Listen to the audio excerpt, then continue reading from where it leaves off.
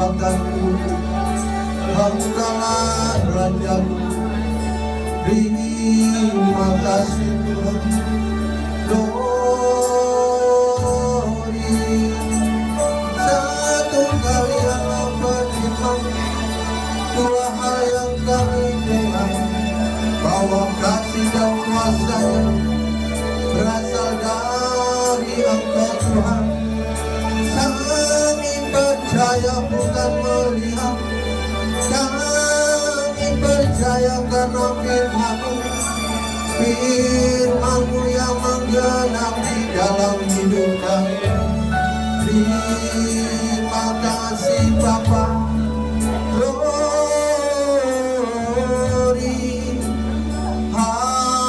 Haleluya. Ku bersyukur, Engkau ajaib, Engkau mulia. Syukur, syukur. Kita angkat tangan kita. Bapa yang baik, kami mengangkat tangan kami membutuh Engkau Tuhan. Karena hidup kami perlu Engkau Tuhan. Ampuni selama ini Tuhan, kalau hidup kami sombong, karena hidup kami egois, selalu mementingkan diri sendiri Tuhan. Mulai hari ini Tuhan Yesus, aku serahkan hidup ke tangan Engkau Tuhan. Tiba saatnya kami akan mendengarkan kebenaran firman-Mu Tuhan. Firman-Mu bermanfaat untuk mengajar, menyatakan kesalahan, memperbaiki kelakuan dan mendidik kami dalam kebenaran. Ubah pikiran kami, ubah telinga kami, ubah hati kami, bentuk karakter kami supaya kami memiliki karakter Kristus. Di dalam nama Tuhan Yesus, Engkau urapi semua yang ada dengan urapan yang dari Allah.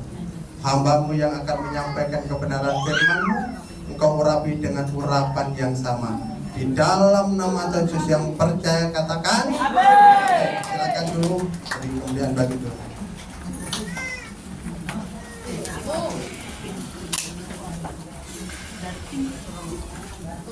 Shalom. Dapat kaya yang datang di tempat ini sehat-sehat semua. Amin. Tidak ada yang encok dan rematik. Semua sehat. Walaupun jogetnya tadi ada yang nggak tahu joget ya. Bila roh Allah ada di dalamku. Cuma kan gini-gini. Ada yang gini. Apa ini? Encok ya. Sudah kenal nama saya? Ya. Perkenalkan nama saya Abraham EP. Saya memiliki satu istri, itu Dewi Abraham. Dewi Abraham. Kalau Abraham itu beranak cucu penuhi bumi. Setuju? Anak saya 5, cucu saya 5, karena penuhi bumi. Ya, masih kurang ya, masih harus banyak. Saya dari Jakarta, dari GPI Eklesia Taman Semana Indah. Itu aja kesaksian saya, biar menjadi berkat di dalam kehidupan kita. Hari ini saya kasih tema yaitu layar kehidupan. Apa? Pasti kita memiliki yang namanya masa lalu. Saya juga berterima kasih kepada Ibu Desi sama Ibu Eren Gunani yang sudah Iren ya, yang sudah memberi kesempatan untuk menyampaikan kebenaran firman Tuhan tentang layar kehidupan yang dulu pernah menjadi tua, menjadi muda. Boleh angkat tangan? Semua ya? Pernah muda, pasti pernah muda ya. Tapi masalahnya waktu dulu mudanya takut akan Tuhan atau enggak? Enggak ya? Ada yang takut, ada yang enggak. Ada yang memiliki rohani sehat, ada yang tidak sehat. Ada yang memiliki karakter sehat, ada yang memiliki karakter tidak sehat. Di dalam Mazmur 37 ayat 25 mengatakan seperti ini. Dahulu aku muda, ya, katakan gini, ini tangan, pegang dada kita. Dahulu aku muda, sekarang telah menjadi tua, tetapi tidak pernah kulihat orang benar ditinggalkan atau anak cucunya meminta-minta. Kenapa sekarang banyak orang tua anak cucunya meminta-minta? Kenapa? Karena hidupnya tidak benar.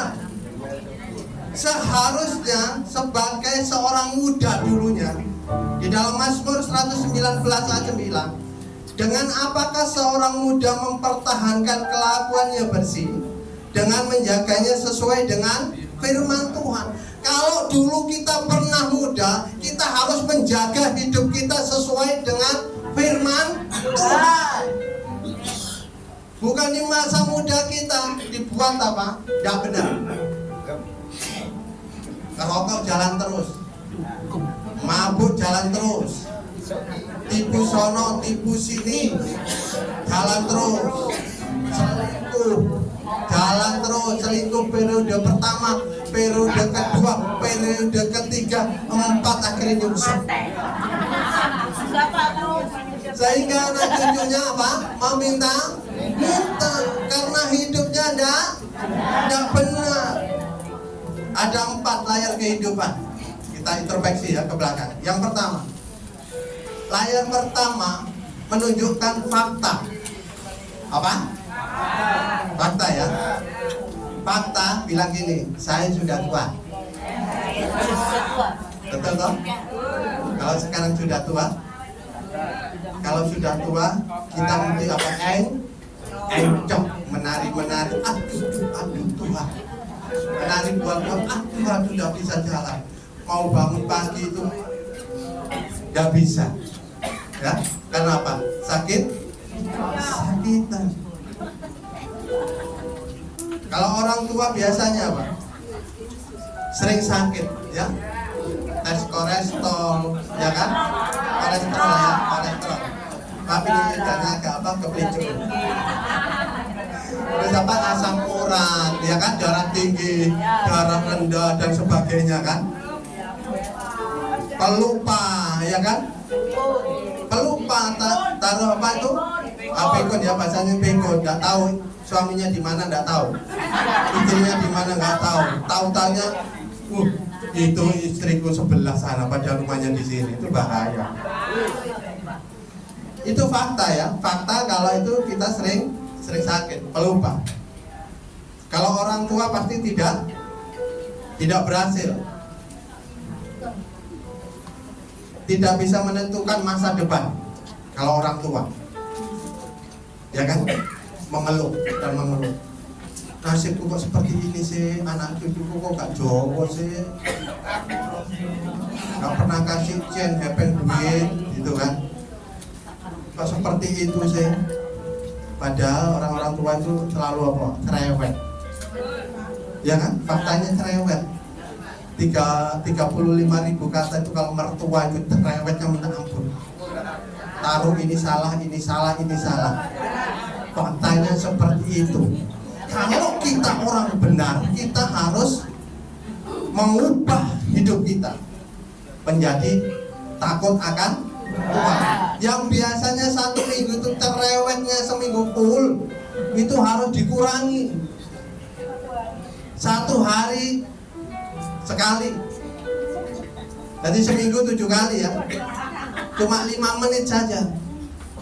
Kalau sama opa-oma ini, contohnya ini kan, kalau sudah tua ini berdua ini, naruh sepatu salah, istrinya ngamuk.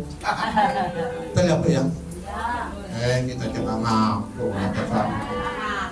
Karena kalau istrinya taruh apa, juga sama. Kamu tuh gimana sih? Mata kamu taruh di mana? Kata suami, ya tetap di sini, tidak mungkin di sini. Gitu.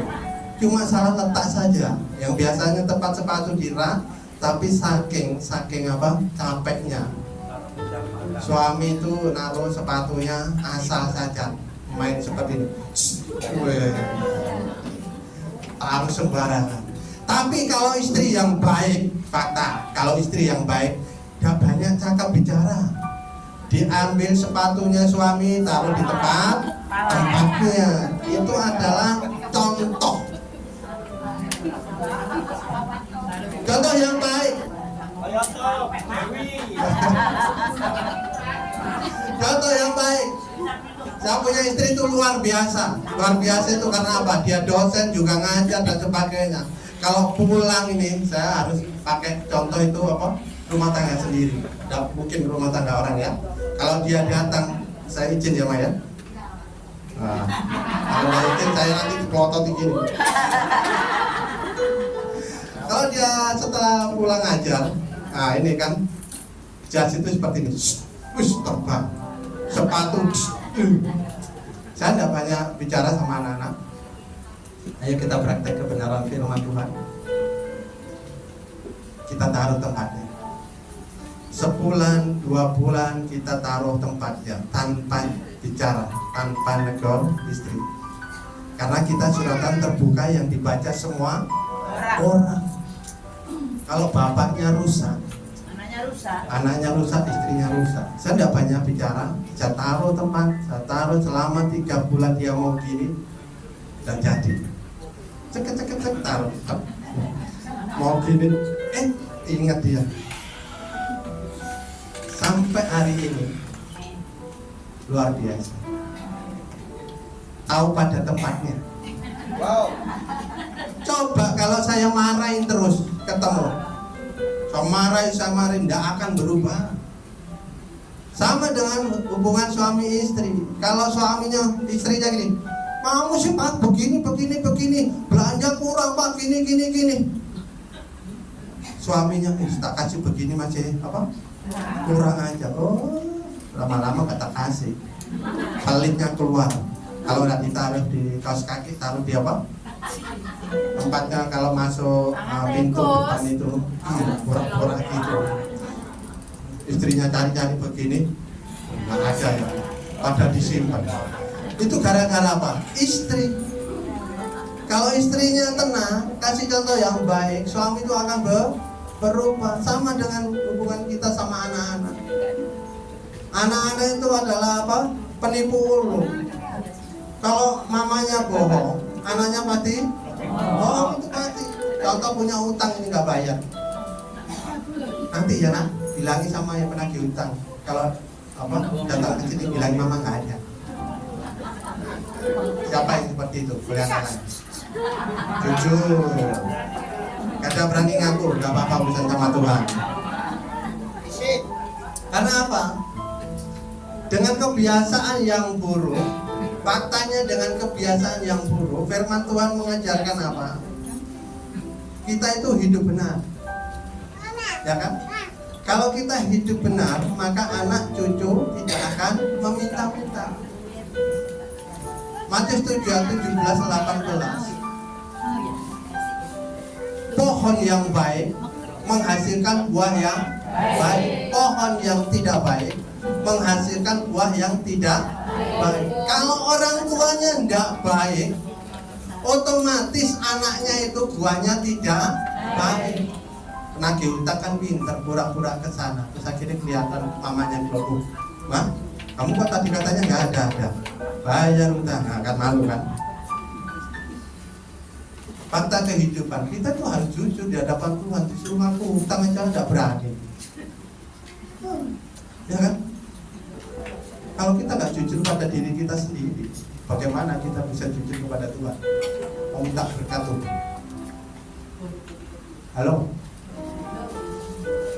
Kalau kita nggak jujur dalam diri kita sendiri, bagaimana kita jujur sama Tuhan? Ya kan? Harus jujur.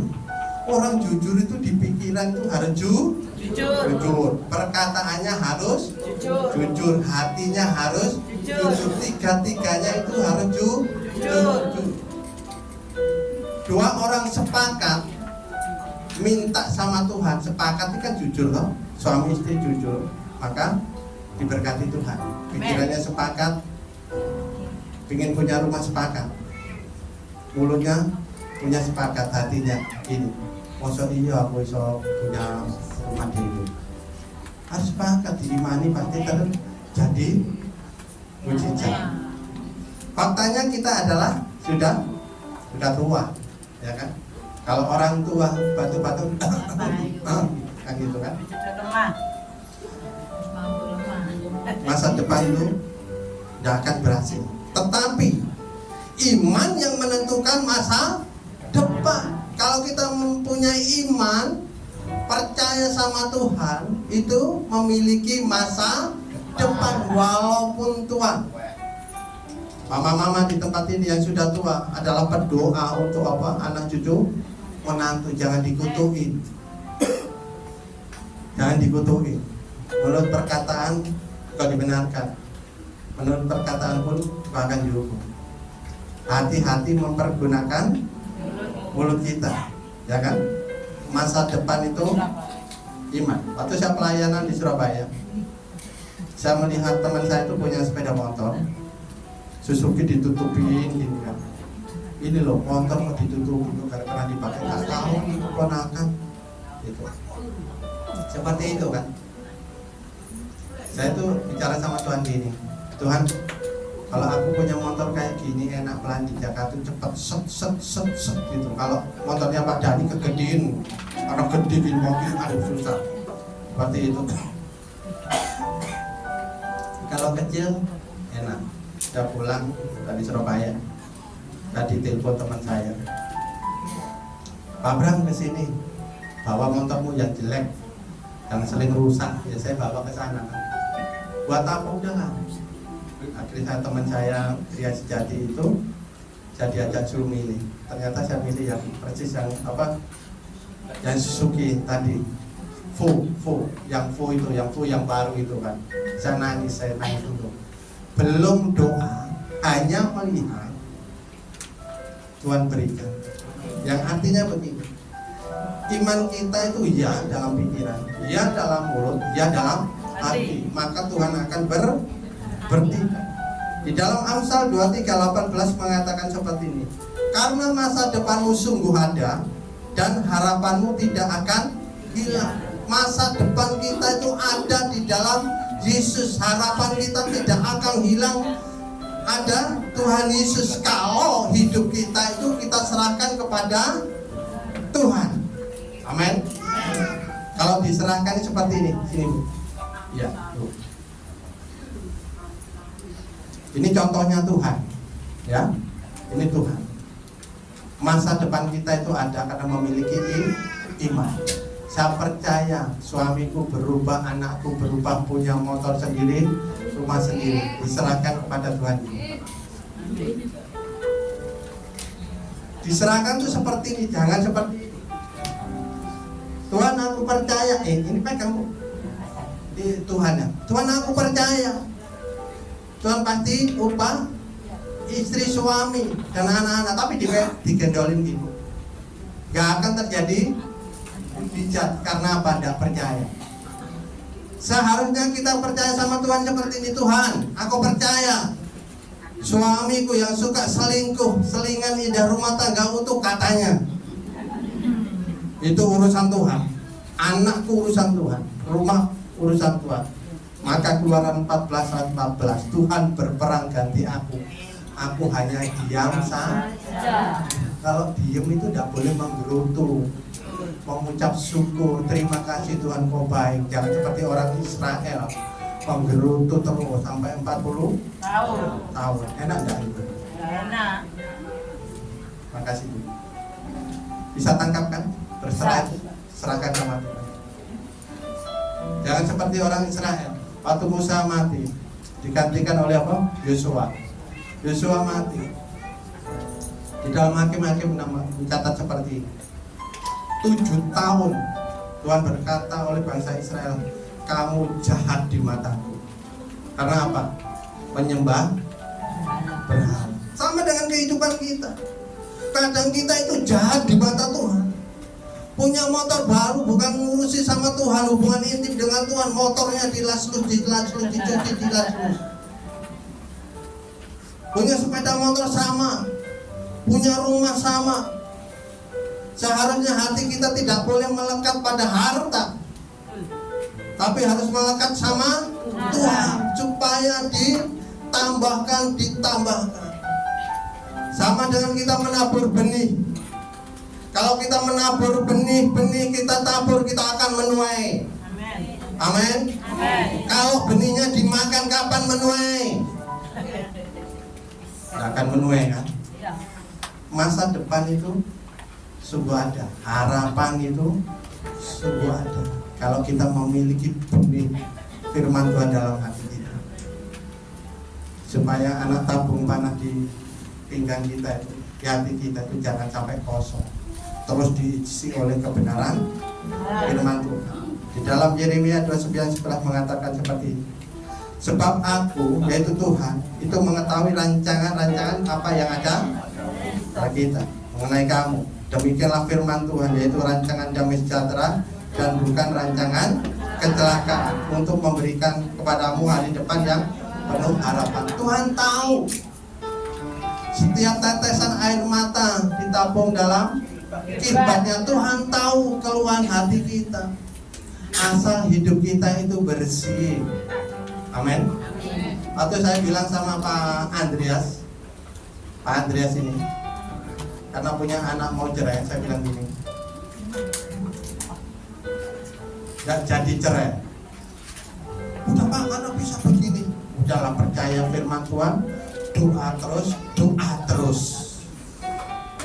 Akhirnya kita ketemu tanggal berapa itu sama Pak Andreas. Pak Abraham, terima kasih apa ya, saya lupa, kalau doa banyak. Tanggal 3 Oktober ya, sudah dicabut gugatan cerai. Kalau perkataan saya benar, akan terjadi mujizat. Karena yang menerima kebenaran itu yes, amin. Sama dengan di tempat ini. Kalau firman disampaikan tentang layar kehidupan, faktaku aku sudah tua, tapi kalau aku memiliki iman kepada Yesus Kristus, bagi dia tidak ada yang mustahil. Fakta yang kedua, layar kedua adalah dosa dalam pikiran, sehingga berdasarkan masa lalu. Dosa pikiran kita sering ya, mengingat masa lalu. Iblis itu kan sukanya apa? Mendakwakan. Dulu sih kamu seperti ini, dulu kamu sering seperti ini, dipercaya bos untuk pembelian, tapi harganya kamu naikin, harga 150 jadi 200, kamu ngedetnya banyak. Gak bisa seperti itu kan. Iblis sih suka memutar pikiran kita di saat kita diem, di saat kita melamun. Ya suka ya melamun kan? Suka? Contohnya siapa ini? Daud itu waktu melamun, harusnya dia perang, tapi dia naik di atas suatu rumah. Dia ngelamun, lihat apa? Ada yang mandi Bathsheba. Akhirnya pikirannya enggak baik. Iblis, ayo deketin, enak itu, deketin itu, nikmati itu. Dasar Daud ya. Kalau sudah diintimidasi oleh setan, mau tidak mau dia datang, akhirnya jatuh dalam dosa. Sudah gitu Daud itu punya pikiran yang jahat. Uria disuruh apa? Perang supaya mati. Jahat kan? Istrinya sudah diambil, suaminya suruh perang. Kadang-kadang kita seperti ini kan, hidup kita kan. Tuhan berkati kita, tapi kita jahat di mata Tuhan. Jahatnya apa? 1/10 tidak pernah dibalikin. 1/10 Tuhan gak minta yang lain. Perpuluhan ya bahasanya sini, perpuluhan. 1/10 kita jahat di mata Tuhan. Jadi malingnya Tuhan, perampoknya Tuhan. Jadi kalau kita dapat berkat, saya ngajari anak-anak saya, go. Kalau kamu dapat berkat 10.000, perpuluhkan 1.000 itu Tuhan. Kasih nama NN. Anak saya tahan sampai hari ini. Kamu jangan dikatakan enyaklah dari hadapan. Karena kamu ambil miliknya Tuhan, perampoknya Tuhan. Walaupun 1000, kalau dikalikan setahun 2 tahun sudah berapa? Karena saya pernah menjadi malingnya Tuhan.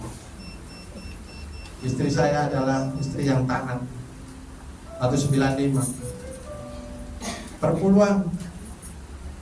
Saya bilang ke istri, nanti kalau aku kaya aja saya kembalikan. Kalau kaya, itu milik Tuhan ya. Dicatetin sama istri saya, dicatetin terus. Dia yang bayar. Istri saya diberkati Tuhan, saya nggak diberkati Tuhan. Pekerjaan ditutup semuanya, ditutup oleh Tuhan. Ayat 95 saya bertobat. Tuhan, aku tidak mau jadi perampoknya Tuhan, aku tidak mau jadi malingnya Tuhan, aku akan bayar semuanya. Setelah saya bayar, Tuhan buka apa pintu-pintu berkat sampai hari ini. Orang benar tidak akan kekurangan. Tuhan bela terus hidup. Asal kita hidup dengan intimidasi itu perlu kita bikin, kita singkirkan dalam pikiran kita. Di dalam Markus 7:21 mengatakan seperti ini. Markus 7:21. Sebab dari hati orang timbul segala pikiran jahat, percabulan, pencurian, pembunuhan. Dari dalam, ya kan? Bukan dari luar. Kalau dari dalam hati kita jahat, maka terjadi pikiran kita jahat.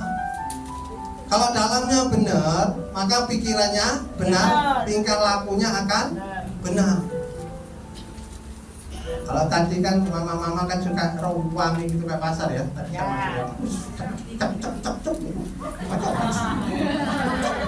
ngomong apa ya gitu.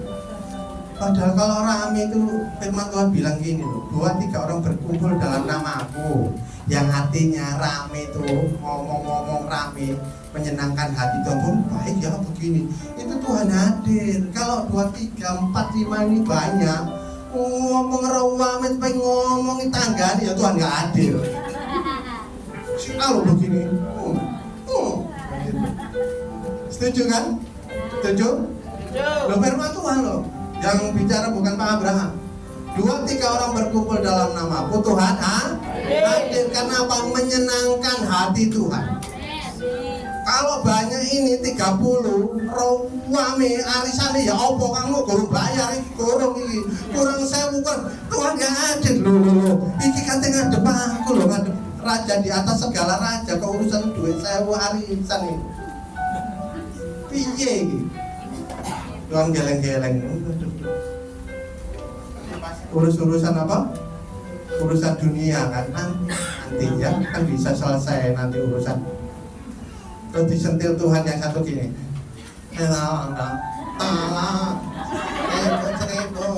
Begini. Tadi kan jalannya gini enak-enak gini. Rame-rame. Kan Tuhan kan ya usil juga toh. Ini 2 sekali 2 kali masih rame, 3 kali rame datang ke sini pakai klak. Kalau ngomong apa nanti ini Bu ini. Tuhan itu bisa menegur. Amin. Supaya hidup kita itu benar. Amin. Dari dalam, bukan dari luar, dari dalam hati timbul segala pikiran jahat, percabulan, iri hati, benci, dendam. Mulai hari ini mama-mama harus bertobat dari mulutnya. Kalau ingat firman ini harus kunci, mau ngomel gini gitu. Kunci gitu ya. Di dalam Matius 5:21-22 mengatakan seperti ini. Kamu telah mendengar yang difirman Tuhan, difirmankan. Kita mendengarkan dan difirmankan kepada nenek moyang, jangan membunuh. Siapa yang membunuh harus dihukum. Tetapi aku berkata kepadamu, setiap orang yang marah terhadap saudaranya harus dihukum. Dihukum Taurat ya. Siapa yang berkata kepada saudaranya kafir harus dihadapkan ke mahkamah agama, dan siapa yang berkata jahil harus diserahkan ke dalam neraka yang menyala-nyala. Ini hukum Taurat kan. Kalau sekarang kan hukum kasih. Kalau hukum kasih, kalau ini suami istri, karena suami istri kan ya datang ya. Kalau bapak marah, ibu gimana? Ikut marah atau gimana? Oh, kadang diem, kadang marah ya, kadang diem, kadang marah. Diem juga sama. Kalau diem marah juga tidak enak kan di hati kita kan. Kalau marah katanya gini, ceplas, ceplos, ceplas, ceplos, lego. Jangan ini. Pelong, kayak permen pelong itu kan. Kalau marahin suami, dimarahin kayaknya plong, lego. Padahal kita marahin suami itu menyakiti hati suami. Suami itu adalah kepala, ya kan? Kepala itu adalah wakil Tuhan. Istri itu harus apa? Dukung dalam doa. Kalau suami tidak bisa dibenerin, urusan Tuhan yang membantu, jangan dimarahin. Kalau dimarahin lama-lama itu, suami diem, ces minggat.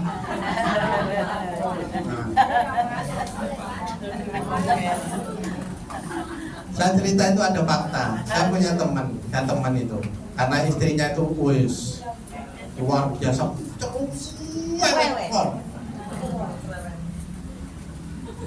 pergi kerja diantar, pulang kerja dijemput, ya kan, masih salah aja. Akhirnya suaminya itu memang diem. Kalau istrinya datang, dia langsung ke pos kamling,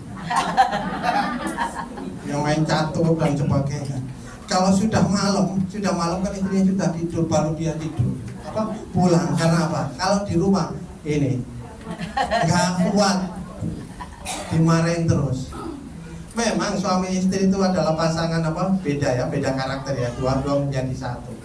Kelebihan suami harus istri bisa terima, kelebihan istri suami harus bisa terima, supaya jangan gini, akunya yang kuat, menang-menangan.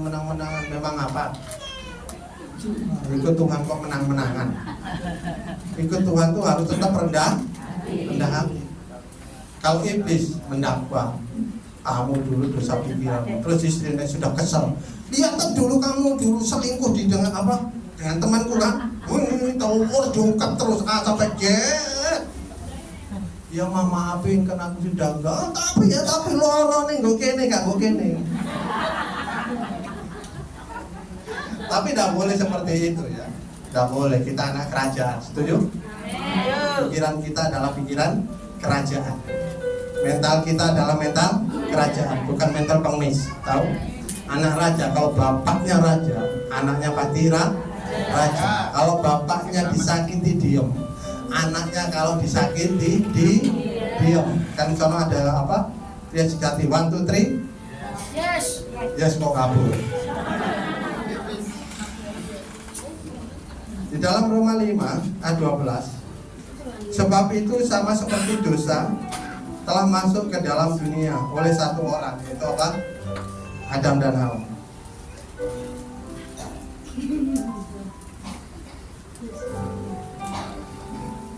Dan oleh dosa itu juga maut. Demikianlah maut itu telah menjalar kepada semua orang, karena semua orang telah berbuat dosa.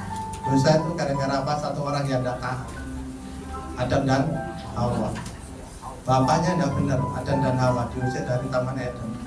Makanya terjadi anaknya Kain dan Habil. Kain membunuh Habil karena bapaknya tidak benar. Ini contoh ya, contoh sekilas saja. Yang ketiga, layar kehidupan yang ketiga adalah layar ketika kita diintimidasi oleh setan.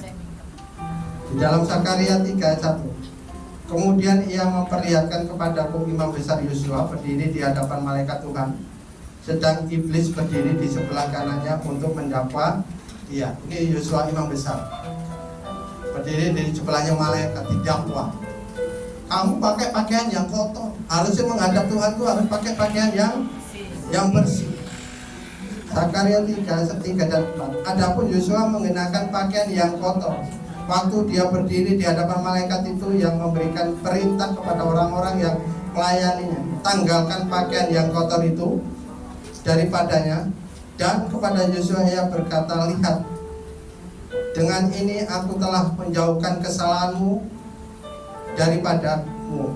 Aku akan mengenakan kepadamu pakaian pesta. Intisarinya seperti ini. Di saat kita jatuh dalam dosa perbuatan kita, memiliki pakaian yang gak benar, kita tanggalkan semua. Kita menghadap Tuhan, kita tanya yang kudus.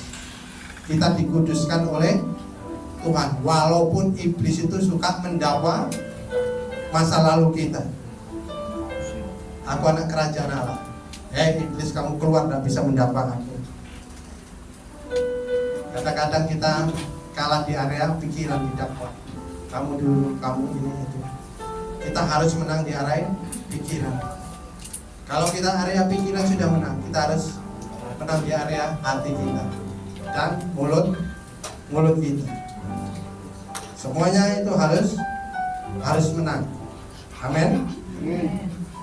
Di dalam Titus 3:5, pada waktu itu dia telah menyelamatkan kita, bukan karena perbuatan baik yang telah kita lakukan, tetapi karena rahmat-Nya oleh pemandian kelahiran kembali dan oleh perbaruan yang dikerjakan oleh Roh Kudus. Jadi kita diselamatkan dari intimidasi pikiran tidak benar. Itu karena apa? Karya Roh Kudus, karya Tuhan terhadap hidup kita. Jangan mentang-mentang, aku sudah pelayanan, sudah oke, sudah merdeka. Belum tentu pelayanan merdeka, ya Pak ya? Belum tentu, banyak masalah. Katanya Bapak mau WR, ada istri, suruh sini, suruh sono, gak fokus. Gara-gara apa? Disuruh sono, emosi timbul. Terus menghadap tata tempat ini, pasti ada agak kesel ya Pak ya? Jadi hadirat Tuhan tidak turun. Di dalam Mazmur 24 ayat 1 dan seterusnya mengatakan, siapa yang boleh naik ke gunung Tuhan ialah orang yang bersih hatinya dan murni hatinya, yang tangannya tidak dalam penumpang darah. Kita harus menguduskan hidup kita. Amin. Mama-mama yang datang di tempat ini fokusnya sama Tuhan. Jangan usah rame lagi. Nanti kalau saya datang lagi macam rame, saya jewerin satu-satu. Pentingnya kita menang di area intimidasi setan. Yang terakhir. Layar kehidupan yang terakhir adalah layar kehidupan harapan. Amin. Di saat kita diproses Tuhan, ada kronos dan kronos di pembentukan. Di level 1 kita menang di area, kita naik level 2 kita menang sampai kita ke tangga yang ketiga dan seterusnya. Itu adalah harapan. Kita pasti memiliki harapan. Tidak mungkin orang hidup dan ada harapan. Katanya, Bapak punya harapan tidak hidup? Punya kan? Punya. Harapannya anaknya boleh, harapannya sama istri. Coba kalau orang tua tidak punya harapannya, sebenarnya cerai. Kok nikah lagi? Memang nikah lagi boleh di Alkitab? Tidak boleh kan? Harus sendiri. Setuju kan? Sesuai Alkitab. Harus sendiri, nggak bisa main nikah lagi. Nikah kayak apa aja. Tapi di sini nggak ada. Di luar sana banyak. Ayat harapan, ya pasti ada harapan. Bagi dia tidak ada yang mustahil. Di dalam Amsal 23:18. Saya ulangi tadi, karena masa depan sungguh ada dan harapanmu tidak akan hilang. Di dalam Amos 5 ayat 4, sebab beginilah firman Tuhan kepada kaum Israel, carilah aku. Orang yang memiliki harapan, carilah Tuhan, maka kamu akan hidup. Kalau kita cari Tuhan pasti hidup. Kalau saya cari ke Beni ini saya cariin, kok tolong aku gak bisa bayar listrik loh, kok tolong. Ya Pak Bram minta kasih cepet awet-awetan ya. Beni ya tak awet-awet kok Beni isinya cepet. Baru 3 dino karena nggak bisa AC. Titik ke Beni tolong lo ke Beni. Iya weh tak keine Pak Abraham 200 kok. Naik 200 Mas Satu kan 200. Isi nomane. Teh lagi ngarepin. Gitu mobilnya. Bolak balik. Tak terus. Kita kan punya Allah yang sama. Iya Kopeni aku punya Allah yang sama. Kalau dimarahin sama Kopeni, ya kan? Sekali 2 kali kita berharap sama Kopeni. Kopeni kasih 4 hari, 3 kali, 4 kali, 5 kali. Lama-lama bosan. Sama kita dengan Tuhan. Kalau hidup kita ini gak bener, datang ke Tuhan, kamu berjinah aja. Kali dibiarin 2 kali, 3 kali, lama-lama apa? Kita buat Tuhan, ya kan? Pukul Tuhan. Kalau kita cari Tuhan beda dengan hati yang bersih. Kalau hati yang bersih, Tuhan kasih. Dan harapan itu pasti ada. Amin. Karena bagi Dia itu tidak ada yang mustahil. Tuhan itu Tuhan yang luar biasa. Yeremia 17:7 mengatakan seperti ini. Diberkatilah orang yang mengandalkan Tuhan, yang menaruh harapannya pada Tuhan. Menaruh harapan kita sama Tuhan. Dijawab tidak dijawab itu urusannya Tuhan. Kalau kita sering pelayanan, saya tutup ini dengan kesaksian. Saya sering pelayan sama istri, keluar masuk NTT, Timor Leste dan sebagainya. Kita berdua itu hanya mengandalkan Tuhan. Kalau kita ke tempat daerah pegunungan, kita menabur dan menabur. Pulangi orang ngerti. Bersama istri menabur dan menabur. Waktu pulang kita cuma tengok-tengok sama istri. Dompet ada berapa? Ada 30.000. Kita beli bakso yuk, ayo. Ini kesukaan bakso istri saya. Waktu kita mau pulang ke dari Waingapu, Sumba Timur ke NTT itu kan butuh apa? Ya kan? Ada kapal cepat gitu. Kita 800-an. Saya sama istri yang angkat dompet. Tahu kan dompet? Dompet kita angkat berdua. Tuhan, Engkau yang bisa isi semua ini. Saya mau pulang ke Kupang.